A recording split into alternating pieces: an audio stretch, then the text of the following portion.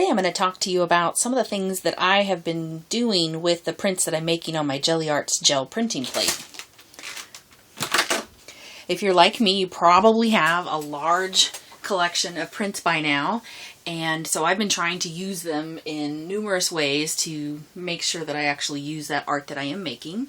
The first example I want to share with you is a traveling art journal swap that I participated in starting back in May. We just wrapped it up. It's something I swapped with about 5 or 6 different ladies. I'm going to go through it quickly just because I'm really happy to share with you some of the great things that they put in the journal. And then I'll show you what I've done with some of those gel prints towards the back of the journal. So this is the cover that I had created, and some of the initial artwork that I had put in, and some of the initial journaling that I had done. And then this piece here is all the other ladies in the group. And you can see there's some really cool stuff in here. I don't know if this is still on camera, but this one's a flip out, which is kind of neat. I'm going to have to try to play with that and see if I can figure out how to do that.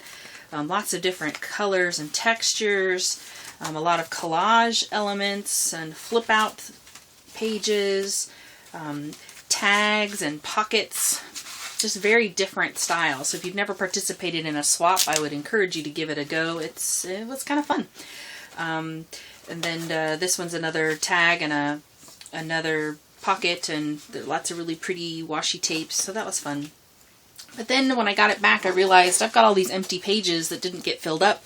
What do I do with them? So I thought, well, I'll go ahead and start filling it up with some of my gel prints, and then I can go back and journal about the experience of the swap and what I thought. I did take photos of all of the pages that I created in everyone else's journal, so I may print those off really small and put them on the pages. So what I did was just started gluing down some of the gel prints. This page is a collage of gel prints, and it's also then has a cover of wax paper that's got paint bits all over it, and I'll show you an example of that in just a moment. Did that on the back side as well. And then these are just some other examples of the different quick little collages that I did, just so I could get something on the pages. And then, like I said, I'll go over them later. When I am working, I often put down wax paper underneath my journal pages, and then it starts to accumulate a lot of paint. I'll clean off my brush, I'll clean off my stamps, I'll use it to get my paint pens going, and so there's lots of stuff on it. I don't throw these away. I actually use these in a lot of my art journal pages and just different types of artwork that I do. Another thing that you can do in your experimentation is think about maybe starting to play with composition of what you're putting on your gel printing plate. Initially I was just doing things very randomly, and now I'm starting to play with trying to make like a landscape. So this is kind of like a feel of a town, and this is maybe the sun or the moon, and so I'm still just playing with that, but it feels, when it's all said and done, like I've done something with it, and maybe I'll get to a place where it's a standalone piece. We'll see. Another thing that I'm doing is I've always played with faces and a lot of layers in faces, and so you'll want to use the gel prints that have a lot of high contrast, so a lot of darks and a lot of white spaces, so it'll really show up behind what else you're putting over it. This was done with just some water-soluble wax pastels, as well as colored pencils. I think there may be some marker in the hair, and the marker to kind of outline some of the features I wanted to make sure kind of popped off the page, but hopefully you can see the texture in the face, and so that's fun. Another thing that I've been playing with is trying to use up all the little scraps, and so I have an aunt who lives near the ocean, and she asked me to do a piece for her, and so what I've begun doing is taking the little leftover bits like this and either chopping them up into little smaller pieces and doing something similar to what I did with the ombre collage. You can see that in a different video that I recently posted. The ocean wave parts, I have this cool edge that's got this kind of bumpy edge, and you can just lay the paper down, and then when you rip it, it gives you that edge. And so I'm still working on this piece, but it's a great way to use up all those little tiny bits that you worked so hard on, and you don't want to just throw them away. And then I'm also using the gel prints as elements in my latest journal.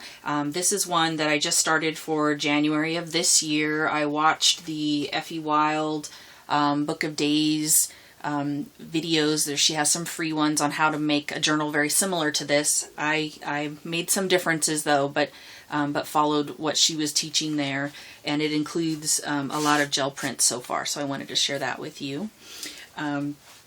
Here you can see there are pockets and tags, and these are all made out of gel prints.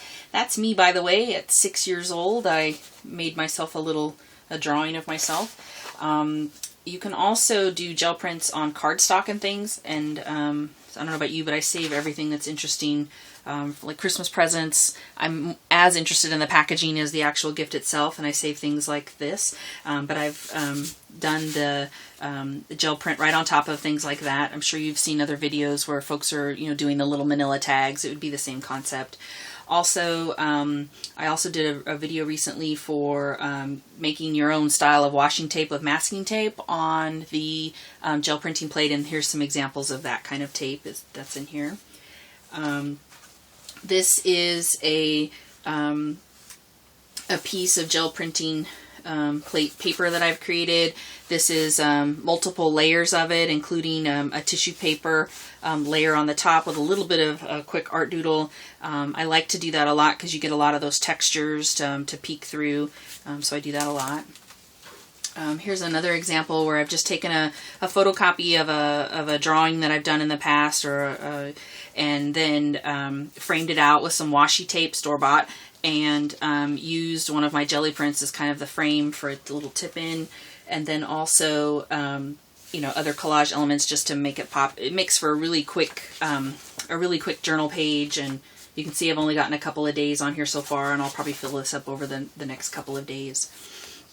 This is another example of a print that I did on the printing plate, and then I just took, it was a little too big, so I cut it down, and I used the strips just to kind of break up the page visually.